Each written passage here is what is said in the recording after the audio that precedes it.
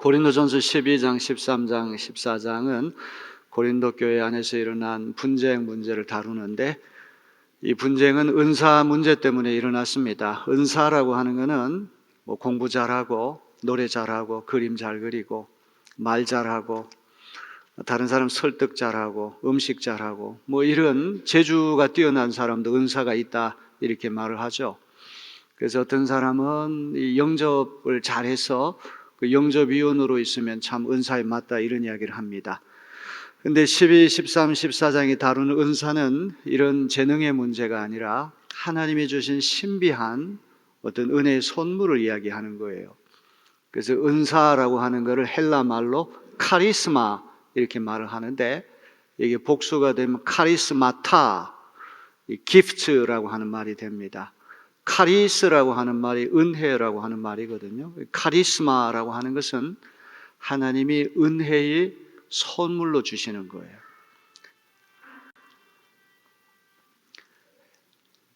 방언이라고 하는 거, 이거 특별한 은사죠.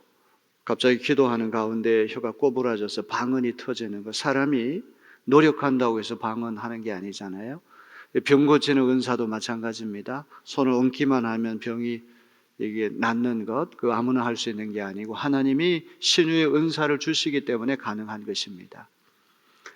예언하는 것도 마찬가지입니다. 이런 가지가지 은사는 하나님의 뜻에 따라서 하나님이 주신 선물이에요. 그런데 고린도 교회 안에서 이 은사 문제를 가지고 서로 다투는 것입니다. 특별히 방언 은사를 받은 사람들이 이 교만한 마음을 갖고 방언하지 못하는 사람들을 없인 여기는 거죠.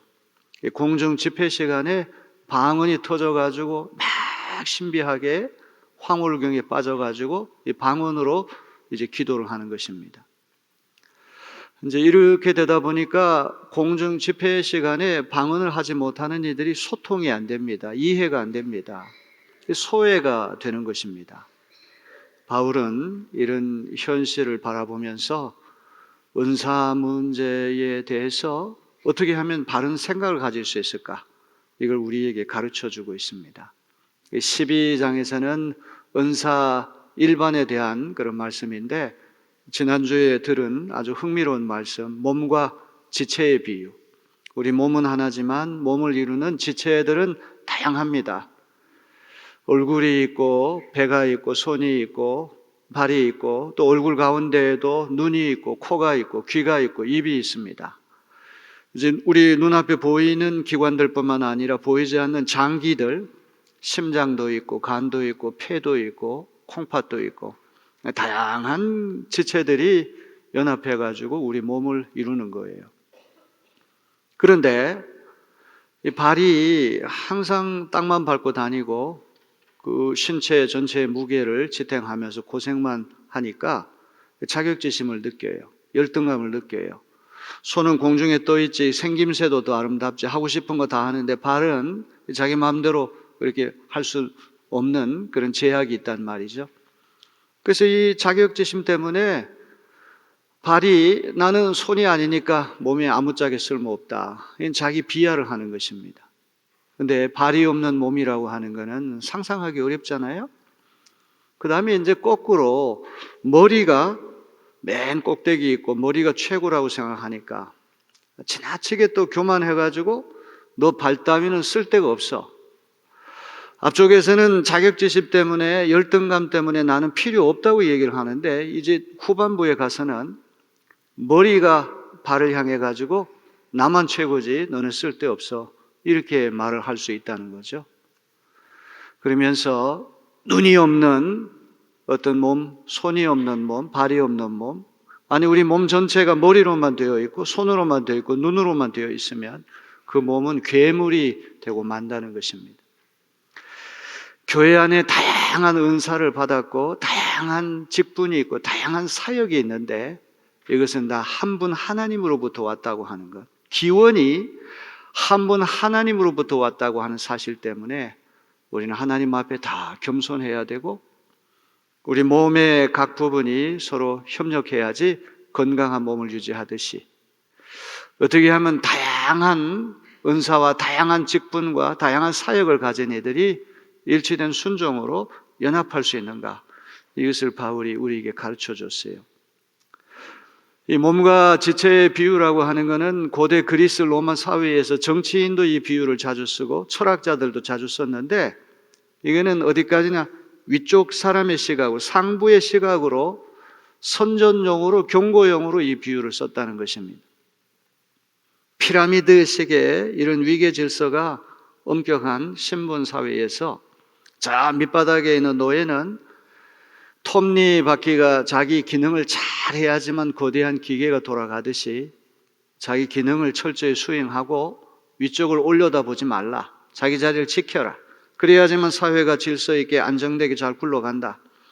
철저하게 위쪽 사람의 시각에서 그런 비유를 썼는데, 바울 사도는 아래쪽 시각에서, 하부 시각에서 지체들 가운데 연약한 지체들, 로마서에서 나오는 강한 자와 약한 자의 그런 비유를 든다면 약한 자 시각에서, 낮은 자 시각에서 이 비유를 쓰고 있다고 하는 것이 굉장히 이채롭다는 것입니다. 특별히 우리 신체 부위들 가운데 이렇게 덜 이렇게 영예롭고 볼품없는 지체가 몸을 위해서 더 요긴하다는 말을 하잖아요. 새끼발가락이라고 하는 거, 맹장이라고 하는 거 쓸데없는 것처럼 느껴지는데, 새끼발가락이 탈이 나면 걸을 수가 없고, 군인들이 유교훈련 갈 때 행군해야 되는데 다 낙오합니다. 맹장은 쓸데없는 기관이지만 이게 터지면 사람 목숨이 왔다 갔다 할 수 있잖아요. 가장 흥미로운 것은 덜 명예로운 것을 더 영예롭게 옷을 입혀준다는 말이에요. 이 옷을 입혀준다는 말이 무슨 말일까? 우리 신체 부위들 가운데 수치심을 느끼는 신체 부위는 두말할 필요도 없이 생식기를 얘기하는 거예요. 생식기를 보호하기 위해서 옷으로 감싸는데, 이 감추는데, 이것은 생식기가 머리나 눈이나 코나 입과 같은 지체들보다 못나서 부족하기 때문에 그런 게 아니에요. 가장 귀하고 가장 복된 것인데 그걸 감춘다는 말이죠. 황제가 행차할 때 겹겹이 여러 가지 보호막을 치고 숨기는 것은 황제가 덜 중요하기 때문에 그런 건 아니잖아요. 더 귀하기 때문에 감추는 것입니다. 바울이 이런 비유를 통해서 우리에게 들려주는 이야기는 무엇입니까? 다양한 배경을 가진 이들이 교회에 몰려오는데, 연약한 이들, 덜 영예로운 이들, 볼품이 없는 이들이 교회 안에서 더 존중받고 더 배려되는 그런 공동체가 되어야 한다. 그것이 바울이 이야기하는 것입니다. 이제 이 13장에 가서는 그 유명한 사랑장을 이야기를 하잖아요. 사랑의 15가지 속성을 동사로 다 표현을 하는데, 이 뜬금없이 왜 갑자기 은사 문제에서 사랑 이야기가 나옵니까? 고린도전서 12장 31절 맨 끄트머리에 보면은 내가 가장 좋은 길을 너희에게 보이리라 그렇게 말씀했어요. 사랑은 은사 중에 하나가 아닙니다. 사랑의 은사가 많다고 하는 말은 그 틀린 말이에요. 고린도전서 12장 31절 전반부에 보면은 너희는 더욱 신령한 은사들을 사모하라 그랬어요. 은사라고 하는 단수가 아니라 카리스마타, 복수로 되어 있어요. 이제 그 말이 14장 1절로 오면 바로 연결이 됩니다. 사랑은 다양한 은사들을 질서 있게 안정되게 교회에 유익을 끼치고 교회의 덕을 세우기 위해서 슬기롭게 사용하는 방법을 가르치는 가장 좋은 길이 사랑이라는 거예요. 사랑 없이 하는 어떤 은사, 아무리 방언을 하고 천사의 말을 하고 예언을 하고 믿음이 있어서 태산을 바다에 던질 만큼 능력이 있고 자기 몸을 불살라가지고 순교를 당한다고 할지라도 사랑 없이 하는 것은 아무 소용이 없다. 바울 사도가 그렇게 이야기를 하잖아요. 고린도 교인들이 고린도전서 1장부터 12장까지 계속 다투는 문제, 분쟁하는 문제가 나오는데 그 이유가 무엇입니까? 사랑이 없기 때문에 그렇다는 거예요. 그 15가지 사랑의 속성에 내 이름을 대입해가지고 읽으면 우리는 한 사람도 자신 있게 사랑한다고 말할 수 없습니다. 왜? 그 사랑은 인간의 사랑이 아니라 예수께서 보여주신 사랑이기 때문에 그런 거예요. 태산줄령과 같은 그 사랑 앞에 우리는 다 무너지기 때문에 내 힘으로 사랑할 수 없구나. 사랑이라고 하는 것도 하나님이 우리 마음속에 역사하실 때에만 되어지는 것이다. 그리고는 이제 14장에 가서 고린도 교회가 신령한 은사 때문에 다툰다면 도대체 어떤 문제인가? 이 실질적인 문제를 비로소 우리 눈앞에 보여주는 말씀이 14장입니다. 12장, 13장 가지고는 구체적으로 어떤 은사 문제 때문에 갈등이 일어난지 알 수 없는데 이제 14장이 확연하게 고린도 교회 안에서 일어난 상황을 우리에게 보여주는 것입니다. 그는 방언을 가장 우선시하고 방언하는 이들이 공중 집회에 방언하지 못한 이들을 업신여기면서 자기들만 직통전화를 하나님 앞에 한다는 신비한 황홀경에 빠져가지고 이제 방언하는 이들이 문제가 된다는 걸 알 수가 있는 거예요. 자, 그러면서 사도 바울이 이 방언과 예언이라고 하는 두 가지 은사를 특별히 비교하고 있거든요. 예언이라고 하는 은사를 우리가 잘못 오해를 해가지고 점쟁이가 앞으로 일어날 일을 미리 말하는 식으로 예언을 이해한다면 그건 크게 잘못된 겁니다. 교회 지도자들 가운데에도 마치 무속신앙인처럼 앞으로 뭐 어떤 아이가 대학에 합격한다, 떨어진다, 직장에 취직한다, 안 한다는 미리 예언한 식으로 하는데 그거야말로 예언의 정신을 오도하는 것이고 영적인 분별력이 필요하다고 하는 것을 기억해야 돼요. 구약 시대의 예언자는 어떤 사람들입니까? 조용하게 농사 짓고 양치는 그런 사람인데 갑자기 하나님 말씀이 임하는 것입니다.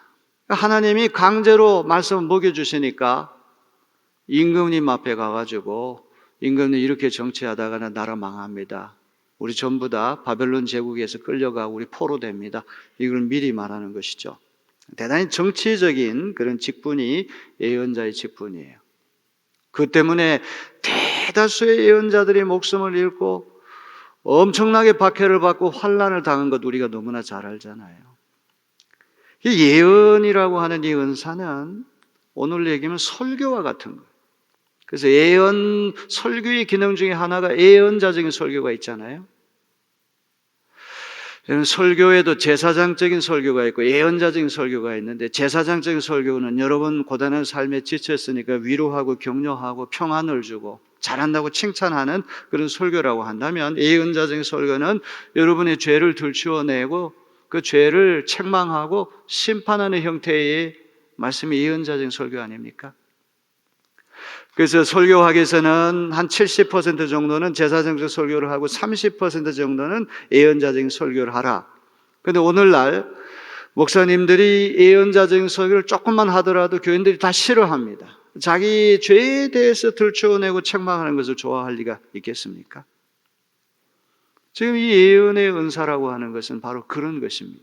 하나님이 그 말씀을 주시기 때문에 이 말씀을 설교 형태로서 그 사람의 죄를 들추어내고 회개하게 하고 회심하게 하고 참된 복음으로 이끌어가게 하는 것, 그것이 예언의 은사라는 거예요. 저는 이 말씀을 여러 자료들을 읽고 한 주간 내내 묵상하면서 너무나 중요한 말씀인데요, 이런 생각이 들었습니다. 이 방언과 예언이라고 하는 이 특수한 은사 문제만 14장에 집중적으로 다루는데 사실 바울이 고린도 교회만 염두에 두고 이 편지를 쓴 건 아닐 거예요. 초대교회로부터 예수님 재림하실 때까지 오고 가는 시대의 모든 교회를 염두에 두고 고린도전서를 집필했다고 한다면 이 방언과 예언의 은사라고 하는 것은 수사학에 있어서 제유법 형태로 썼을 것이다. 제유법이라는 게 뭐예요? 제유법이라고 하는 것은 한 부분을 가지고 전체를 나타내는 수사법이 제유법이에요. 사람이 빵으로만 살 수 없다고 할 때 그 빵이라는 것은 밀가루로 만든 음식 하나만 얘기하는 것이 아니고 우리가 먹는 식량 전체를 말하는 것이죠. 빵 하나를 가지고 식량 전체를 이야기하는 거예요. 이 바울 사도가 여기 방언과 예언이라고 하는 것도 물론 고린도 교회 안에서 실질적으로 불거진 문제이긴 하지만 장차 오가는 모든 세대의 교회를 염두에 둘 때 제유법 형태로 이 방언과 예언이라는 은사를 샘플 케이스로 이제 말하면서 어떤 은사든지 어떤 직분이든지 어떤 사역이든지 간에 이런 정신으로 해야 마땅하다고 하는 것을 우리에게 보여주는 말씀입니다. 자, 14장이 아주 복잡해요. 오늘 1절로부터 25절까지 상당히 긴 구절을 읽었는데 제가 일부러 읽게 했습니다. 어떤 교회에서는 성경을 석절 이상만 읽어도 다들 교인들이 싫어하기 때문에 석절 이상은 읽지 말라, 본문을 그렇게 아주 노골적으로 요구하는 그런 교회도 있어요. 근데 여러분이 오늘과 같은 주일 아니면 언제 이 말씀을 다 읽어보겠습니까? 성경에 이런 이야기도 있었는가? 여러분 깜짝 놀라는 이야기들이 오늘 본문에 수록이 되어 있다는 것을 기억하시기 바랍니다. 자, 이 방언이라고 하는 거, 저는 방언 은사를 받지 못했어요. 그러나 방언하는 사람들이 부럽지는 않아요. 자기도 모르게 혀가 꼬부라져 가지고 남이 알아들을 수 없는 말을 하는 거. 바울이 볼 때 이 방언이라고 하는 것은 사람에게 하는 말이 아니라 하나님께 하는 말이라는 거예요. 그렇기 때문에 이 방언이라고 하는 것은 공중 집회 시간에, 공중 예배 시간에 할 것이 아니라 개인 기도하고 개인 찬양할 때는 방언을 해도 좋다. 그런데 예언이라고 하는 건 하나님이 주시는 말씀을 사람에게 전달하는 것이기 때문에 예언은 사람이 듣는 은사예요. 방언은 하나님이 듣는 은사고 예언은 하나님이 사람에게 주셔서 사람에게 전달하라고 주신 말, 사람이 듣는 은사가 예언이라는 거예요. 예언이라고 하는 것은 intelligibility, understandability, 가해성, 이해가 가능하니, communication, 소통이 가능해, 알아들을 수가 있어요. 그런데 방언이라고 하는 것은 초자연적인 신비로 혀가 꼬부러져서 하나님만 알아들을 수 있고 사람은 알아들을 수 없다고 하는 것 때문에 이 소통이 불가능합니다. 이해가 불가능한 것입니다. 공중 집회 시간에 개인 기도나 개인 찬양하는 시간이 아니라 다 함께 모인 그 자리에서 방언 은사를 가진 애들이 야, 우리에게 방언이 터졌다, 우리만이 방언할 수 있다고 한 최고의 영광이다. 다른 사람들을 다 무시하고 소통하려고 생각하지 않고 방언으로만 예배를 주도할 때 그 예배가 어떻게 되겠습니까? 무질서한 예배가 되고 방언 은사를 받지 못한 사람 소외되고 만다는 것입니다. 자, 그래서 이 방언과 예언을 비교할 때 바울이 내거는 중요한 기준이 있는데 그 은사가 다른 사람과 잘 소통이 될 수 있느냐, 다른 사람이 전달될 수 있느냐, 이해될 수 있느냐, understandability, 가해성이라고 하는 게 아주 중요한 기준이에요. 또 하나는 이 은사를 활용해가지고 교회 공동체 전체에 덕을 세울 수 있느냐. 헬라 말로 오이코도메라고 하는 말인데 이 14장에 자주 등장하는 말, 덕을 세운다. build up이라고 얘기해요. 덕을 세운다. 세운다는 말은 깎아내리고 무너뜨리는 것이 아니라 교회 공동체 전체의 선익을 구하는 거예요. 그래서 방언 은사를 받지 못한 사람들을 소외시키고 이해가 되지 않고 이렇게 되면 이거는 덕을 세우지 못한다. 하지만 예언이라고 하는 것은 하나님이 주시는 말씀을 잘 설교하고 가르쳐가지고 그 사람을 위로할 때도 있고 격려할 때도 있고 그 사람의 죄를 책망도 하고 회개하게 만들고 회심하게 해서 그 예언 은사하는 사람들의 말을 듣고 진심으로 복음으로 개종을 하게 될 때 야, 하나님이 너희들과 함께 살아있구나, 하나님께 찬양을 올려드릴 수 있다는, 이게 덕을 세우는 게 아니고 무엇이겠습니까? 자, 이런 기본적인 것들을 염두에 두면서 오늘 말씀을 우리가 한번 살펴보도록 하겠습니다. 자, 우리 2절, 3절 말씀부터 우리 찬찬히 다 같이 한번 읽어볼까요? 방언으로 말하는 사람은 사람에게 말하는 것이 아니라 하나님께 말하는 것입니다. 아무도 그것을 알아듣지 못합니다. 그는 성령으로 비밀을 말하는 것입니다. 그러나 예언하는 사람은 사람들에게 말하는 것입니다. 그는 덕을 끼치고 위로하고 격려하는 말을 합니다. 제가 말씀드린 그대로죠. 이 방언이라고 하는 것은 신비한 은사인데 이거는 사람이 들으라고 하는 게 아니라 하나님께 올려드리는 천사의 말, 하늘의 언어를 가지고 하나님께 고하는 것이 방언이라는 걸 기억해야 됩니다. 성령으로 비밀을 말한다. 남이 깨달을 수 없는, 알아들을 수 없는 이해 불가능한 신비한 그 비밀의 언어를 하나님께 올려드리는 거라는 거죠. 그런데 예언은 하나님이 주시는 말씀을 사람이 듣고 그것을 사람들에게 전달하는 것이 예언이라는 거예요. 그래서 여기 예언의 기능이 덕을 끼친다, 위로한다, 격려하는 말을 한다. 이 뒤쪽에 가면은 그들의 어떤 마음을 깨우치게 해가지고 회개와 회심에 이르게 하는 능력이 예언에 있다, 이런 말씀을 하거든요. 자, 그래서 공중 집회 시간에, 공중 예배 시간에 방언 은사를 받지 못한 사람들이 있는데 방언으로 예배를 주도하게 되면 그 이해가 되지 않고 소통되지 않은 사람은 소외될 수 있고 덕을 끼치지 못하기 때문에 차라리 예언하는 것이 더 낫다고 바울이 이야기합니다. 우리 5절을 다 같이 읽어봅니다. 여러분이 모두 방언으로 말할 수 있기를 내가 바랍니다마는 그보다도 예언할 수 있기를 더 바랍니다. 방언을 누가 통역하여 교회에 덕을 끼치게 해주지 않으면 방언으로 말하는 사람보다 예언하는 사람이 더 훌륭합니다. 이걸 잘못 오해해가지고 바울이 방언을 깎아내린다, 폄하한다, 평가절하한다. 그건 절대 아니죠. 바울이 여기 말하지 않습니까?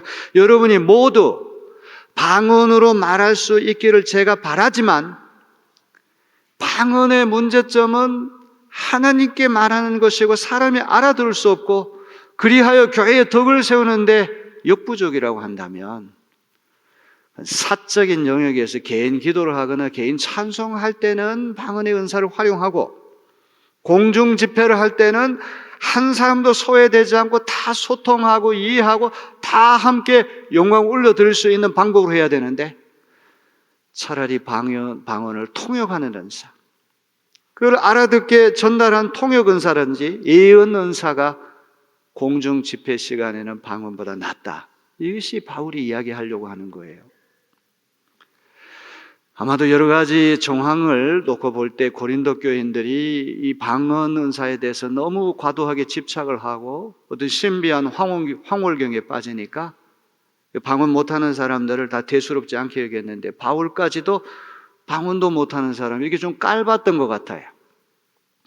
바로 이런 고린도 교인들을 향하여 바울이 말씀하는 거 들어보세요. 우리 18절을 다 같이 한번 읽어볼까요? 나는 여러분 가운데 누구보다도 더 많이 방언을 말할 수 있음을 하나님께 감사합니다. 고린도 교인들의 생각하고는 달리 바울은 누구보다도 고린도 교인 누구보다도 방언을 더 잘 말할 수 있는 은사가 있어. 아니 3층천까지 올라가서 입신 상태에서 놀라운 신비 체험을 했다고 한다면 이 방언이라고 하는 건 말할 필요가 없겠죠. 바울이 방언을 깎아내리고 평가절하하기 위해서 하는 게 아니에요. 그렇다면 방언의 은사를 구하라는 말을 하지 않겠죠? 또 자기 방언 잘한다는 자랑하지 않겠죠? 그러나 사랑의 정신으로 함께 예배하는 이웃을 존중하고 배려하는 그런 정신으로 우리가 예배를 드린다고 한다면 그 방언은 다른 사람의 이해가 안 되고 소통이 안 되고 전달이 되지 않아서 많은 사람들을 소외시키기 때문에 덕을 세우지 못하는 것 아니냐. 어떻게 하면 모든 교인들이 다 함께 알아듣고 맑고 깨끗한 이성으로 일치된 마음으로 예배할 수 있느냐. 그러기 위해서는 방언 통역이 예언의 은사가 더 낫다고 하는 그런 이야기입니다.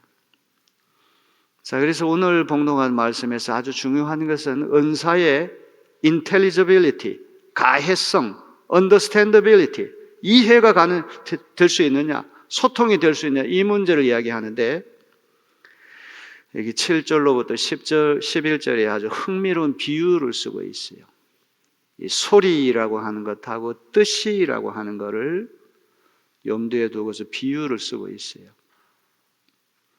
그 103세 되신 그 철학자, 우리 감리교 장로님이신데 김형석 그 교수님이 그런 말씀하는 것을 제가 흥미롭게 들었습니다. 연세가 100세가 넘으니까 소리가 들리긴 들리는데 윙윙거리는 사운드, 소리만 들리지 뜻이 마음까지 침투가 안 되고 전달되지 않는다는 그런 이야기를 해요. 소리만 울려가지고는 이해가 안 되잖아요. 소통이 안 된단 말이에요. 자, 이거를 얘기하기 위해서 이거는 다분히 방언이라는 게 소리는 요란스럽게 들리지만 뜻풀이가 안 돼요. 다른 사람한테 마음으로 침투가 안 되는, 하나님께 드리는 언어니까 사람에게는 침투가 안 되는 한계가 있다. 그 얘기를 하려고 그래요. 먼저 관악기 중에서 대표적인 피리를 예를 들고, 그 다음에 현악기 중에 대표인 검은고, 어떤 성인 비파라고 번역을 해놨는데, 쉽게 얘기하면 관악기 대표, 현악기 대표를 여기 예를 드는 거예요. 피리가 어떤 곡조나 음이나 이런 거 상관없이 자기 멋대로 부르면 그 연주하는 사람의 정신이나 예술 세계가 다른 사람이 전달되겠습니까? 하물며 오케스트라에 다 모여 있는데 피리가 제 멋대로 악보에 따라서 음을 내지 않고 자기 멋대로 소리를 내버리면 그 정신이, 예술 정신이 전달 안 된다는 말이에요. 검은고도 마찬가지고. 이제 이걸로 부족하니까 전투용 나팔 이야기를 또 비유로 들거든요. 전쟁할 때 나팔을 세 번 불게 되면은 퇴각하라, 한 번 불면은 전진하라, 이 신호가 다 있을 거 아닙니까? 그냥 나팔 사운드 소리가 중요한 것이 아니라 그 소리의 뜻이, 메시지가 담겨 있기 때문에 사람들이, 전투하는 군인들이 나팔 소리 몇 번 듣고는 야, 공격해야 되겠구나, 퇴각해야 되겠구나, 이걸 알아차리는 거 아닙니까? 소리만 내서는 우왕좌왕하고 공격할 때, 후퇴할 때를 잘 몰라가지고 전투에 패배하고 만다는 거예요. 저희는 다 비인격적인 악기들을 얘기하다가 이제 외국어 이야기를 하거든요. 다양한 세계에 많은 언어가 있는데 독일어를 하는 사람이 와가지고 독일말을 하는데 독일을 못 알아들어요. 그러면 이거는 독일어라고 하는 게 사운드, 소리만 윙윙거리고 날 뿐이지 뜻은 하나도 전달이 안 돼요. 무슨 말인지 아시겠죠? 외국어라고 하는 거는 통역하는 사람 필요하죠. 그래야지만 그 뜻이 나에게 전달될 거 아닙니까? 자, 요 네 가지 비유를 쓰는 이유는 무엇입니까? 방언의 이치가 그와 같다는 거예요. 소리만 윙윙거리고 함께 예배하는 사람들이 뜻을, 메시지가 마음속에 들어오지 않는다 그러면 절대 다수가 다 소외되는 건데 이 덕을 못 세운다는 얘기죠. 자, 우리 9절을 다 같이 읽어봅니다. 이와 같이 여러분도 방언을 사용하기 때문에 분명한 말을 하지 않는다면 그 말이 무슨 뜻인지 남이 어떻게 알겠습니까? 결국 여러분은 허공에다 대고 말하는 삶이 될 것입니다. 지금까지 비유를 쓴 그 목적이 여기 명확하게 나타났습니다. 자, 그러면서 12절로부터 13절까지 다 읽어보겠습니다. 이와 같이 여러분도 성령의 은사를 갈구하는 사람들이니 교회에 덕을 끼치도록 그 은사를 더욱 넘치게 받기를 힘쓰십시오. 그러므로 방언으로 말하는 사람은 그것을 통역할 수 있기를 기도하십시오. 참 바울이 참 아주 주도 면밀한 분이에요. 자꾸 방언을 깔보고 평가절하하는 것처럼 느낌이 들까 봐 여러분도 성령의 은사를 갈구하는 사람들이니 교회에 덕을 끼치도록 해야 되는데 그 은사를 더욱 넘치게 받기를 힘쓰시오. 은사 하나님 주시는 거니까 사모하는 마음이 있는 자에게 하나님이 주시는 거예요. 다만 교회에 덕을 끼친다고 하는 그 정신은 잊지 말라는 얘기예요.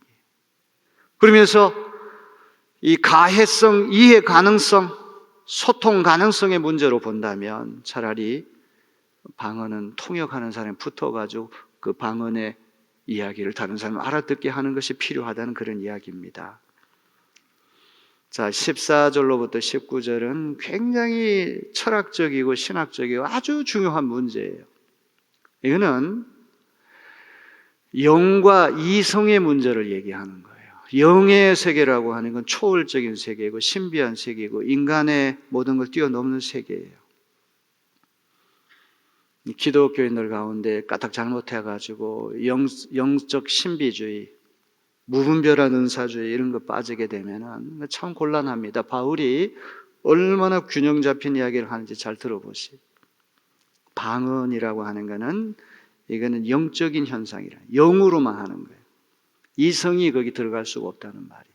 근데 예언이라고 하는 거는 하나님이 주시는 영적인 현상이면서도 그걸 다른 사람에게 정신적으로, 이성적으로 전달해 소통이 가능하니까 이거는 영과 마음이라고 해요. 누스라고 하는, 마인드라고 하는 이 말은 rationality, 합리적인 이성을 얘기하는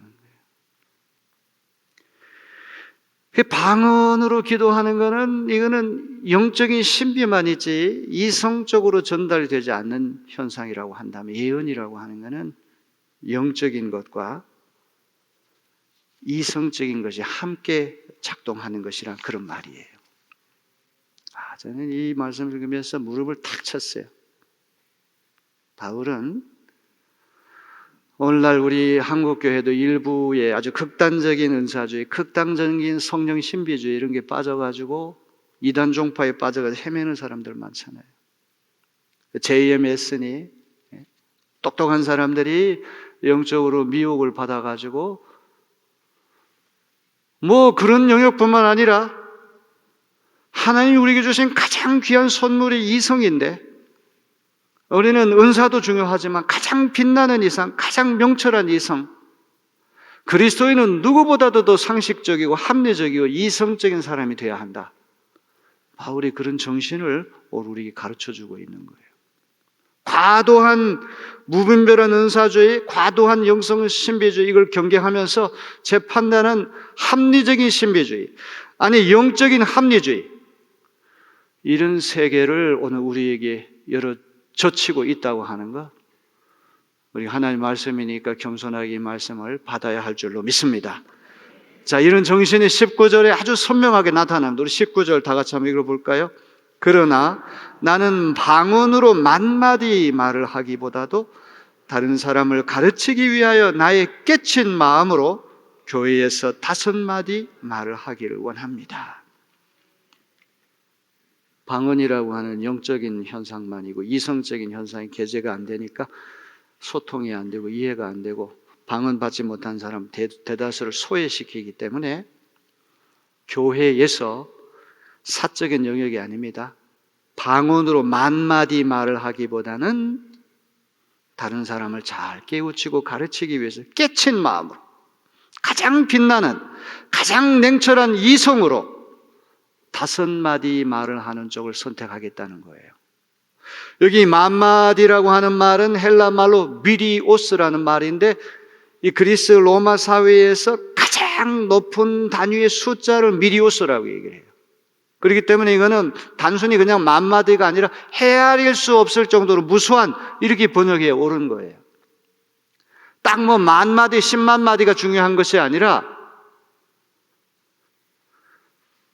바울이 얼마나 이게 참 건전한 그런 복음주의자인지 오늘 이 말씀을 통해서 우리가 선명하게 깨닫는 시간이 되었으면 좋겠어요. 자, 20절로 넘어갑니다. 형제자매 여러분, 생각하는 데는 아이가 되지 마십시오. 악에는 아이가 되고 생각하는 데는 어른이 되십시오. 생각하는데 어린아이처럼 철없고 미성숙하다는 얘기예요. 그게 고린도 교인들이 이 분별력이 없다는 말, 이성적이고 생각하는 면에서 너무 어린아이 같다는 그런 얘기, 철이 없다는 말. 그러면서 악에는 철없고 미숙한 사람 돼도 되지만 생각하는데, 이성적으로 사고하는데, 분별하는 데는 성숙한 어른이 되라고 하는 점잖은 충고를 줍니다. 자, 그 다음에 방언은 불신자들에게 주는 표징이다, 세메이온, 사인이다. 그런데 예언은 신자들에게 주는 표징이다, 이 얘기를 하거든요. 이제 불신자들은 이 신비한 영적 세계는 전혀 경험할 수 없으니까 방언하는 그런 모습을 보게 되면, 야, 그 사람 하나님 뭔가 움직이시는구나, 불신자들에게 뭔가를 보여주는 거예요. 그런데 예언이라고 하는 것은 하나님 말씀을 전달을 잘 가르치고 설교를 했더니 어떤 사람이 회개하고 돌아오는 거예요. 그러면 그 예언하는 사람에게 표징이 되는 거예요. 야, 내가 전달하는 말씀이 정말 하나님으로부터 왔구나. 하나님이 내 입술을 통해서 하나님이 던져주실 메시지를 가감없이 전달했더니 저 사람이 죄를 회개하고 회심하고 참된 기독교로 전향했구나. 이것을 바라보면서 자기에게 표징이 되는 거예요. 아시겠습니까? 자, 그래서 여기 지금 재미있는 말들이 너무 많은데요. 자, 시간이 없기 때문에 이제 마지막으로 우리 24절, 25절 말씀을 제가 읽으면서 설교를 끝내려고 그러는데 23절에 보면은 개역개정에 보니까 알지 못하는 자들 이렇게 번역했고 새 번역에는 간 믿은 자, 간 믿기 시작한 자로 번역을 했어요. 헬라 말로 이디오타이라고 하는 말인데 이디오타이라고 하는 말에서 이디오트, 백치, 바보라는 말이 거기서부터 나왔거든요. 이 도대체 누구 어떤 사람을 얘기하느냐? 학자들 가운데 의견이 분분해요. 저도 이것 때문에 고민을 상당히 많이 했는데 이 사람은 교회에 오기는 왔는데 남편은 신앙생활을 하고 구원받았는데 아직 예수를 믿지 않는 사람이에요. 한쪽 배우자는 믿고 한쪽 안 믿는 사람. 그러니까 알지 못하는 자죠. 그렇게 해석할 수도 있고 은사를 받지 못한 자라고 해석할 수도 있고 신앙의 연륜이 깊지 못한 자로 할 수 있어요. 자, 중요한 거는 불신자들과 여기 지금 여기 이디오타이라고 하는 알지 못하는 자들이 와가지고 방언하는 걸 이렇게 지켜보니까 그런 광경 처음 보잖아요. 저 사람들 미쳤다. 신자들은 그래도 이해할 수가 있어요. 방언의 은사를 알기 때문에. 근데 불신자들이나 아직 믿음에 어떤 입문하지 못한 이디오타이 이 사람들은 저 사람 미쳤다. 23절에 그렇게 되어 있거든요. 자, 이제 24절로부터 25절을 읽으면서 제 설교를 마치려고 합니다. 다 같이 읽어봅니다. 그러나 모두가 예언을 말하고 있으면 간 믿기 시작한 사람, 알지 못하는 사람이나 믿지 않는 사람이 들어와서 듣고 그 모두에게 질책을 받고 심판을 받아서 그 마음속에 숨은 일이 드러나게 됩니다. 그래서 그는 엎드려서 하나님께 경배하면서 참으로 하나님께서 여러분 가운데 계십니다 하고 환히 말할 것이다. 하나님이 주시는 예언의 말씀은 설교나 가르침을 통해서 나타날 텐데요. 그 말씀을 듣고 불신자나 아직 믿음에 정식으로 입문하지 않은, 잘 알지 못하는 자, 은사에 대해서 잘 모르는 사람, 이디오타 이런 사람들이 질책을 받아가지고 심판에 마음의 회개가 일어나고 회심해서 여러분 가운데 하나님 참으로 계십니다. 이 개종하는 걸 얘기하는 것이죠. 예언이라고 하는 것은 신자나 불신자나 아직 기독교에 정식으로 입문하지 않은 구도자나 누구든지 간에 상관없이 이런 회개와 회심의 가능성을 갖고 있는 은사가 예언 은사라는 거예요. 그래서 덕을 세우는 거예요. 방언이라는 건 하나님께만 말하는 것이고 사적으로 기도하고 찬송할 때만 쓰라. 괜히 그걸 가지고 전달되지 않고 이해되지 않은 많은 사람을 소외시키고 뻐기고 우쭐거리게 되면 그는 덕을 세우지 못한. 근데 예언이라고 하는 것은 하나님 주시는 말씀을 가감없이 전달하면 불신자나 신자나 누구든지 그 말씀을 듣고 회심해서 회개하고 주님께 돌아온다면 이거야말로 덕을 세우는 것이 아니고 무엇입니까? 원점으로 돌아옵니다. 방언과 예언이라고 하는 것은 고린도 교회에 실질적으로 문제가 일어난 그런 은사긴 하지만 제유법으로 썼을 가능성이 있다. 이 두 가지를 샘플 케이스로 얘기해가지고 교회에서 일어나는 모든 초자연적인 현상, 모든 초자연적인 신비 현상에 우리 그리스도인들이 어떤 태도를 견지해야 되는가 하는 실마리를 여기서 던져준다고 저는 확신합니다. 여러분, 바울이 계속해 여러분 신령한 은사를 사모하십시오. 우리 영적인 현상을 우리 무시할 수는 없죠. 하지만 항상 덕을 세우기 위해서 다른 사람을 사랑하고 존중하고 배려하는 정신으로 내 은사가 독단에 빠지고 그것이 자기 자랑이 되고 자기 우월감으로 가득 차가지고 공동체를 무너뜨리는 것이 된다고 한다. 그게 바로 이단이 아니고 무엇이겠습니까? 특정 은사를 받은 사람들이 다른 사람들은 다 아무것도 아니라고 평가절하하고 이것이 지난 2000년 교회 역사에서 이단들이 보여주는 전형적인 흐름이라고 하는 것을 우리는 기억하고 영과 이성이 함께 가는 것.